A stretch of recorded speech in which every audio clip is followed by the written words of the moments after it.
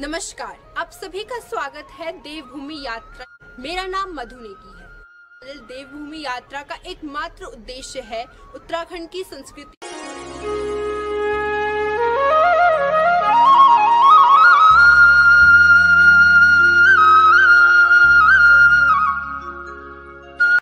मैं पंडित दिनेश मोठियाल झंडा चौक हिंदू पंचायती धर्मशाला के पास लक्ष्मी नारायण मंदिर में के द्वारा तत्वाधान में जो होलिका बसंत के पुण्य पर्व पर होलिका दहन का जो कार्य किया जाता है वह झंडा चौक में विगत कम से कम 100 वर्षों से ये प्रक्रिया चली आ रही है। मैं राजदीप माहेश्वरी, अध्यक्ष भारत विकास परिषद कोटद्वार, आपके माध्यम से समस्त नगरवासियों को होली की शुभकामनाएं देना चाहता हूं। और ये रंग और उल्लास का पर्व है, इसे उल्लासपूर्वक मनाएं। इसमें लड़ाई झगड़ा शराब इत्यादि का प्रयोग ना करें, उल्लासपूर्वक मनाएं। और ये तो विजय का पर्व है।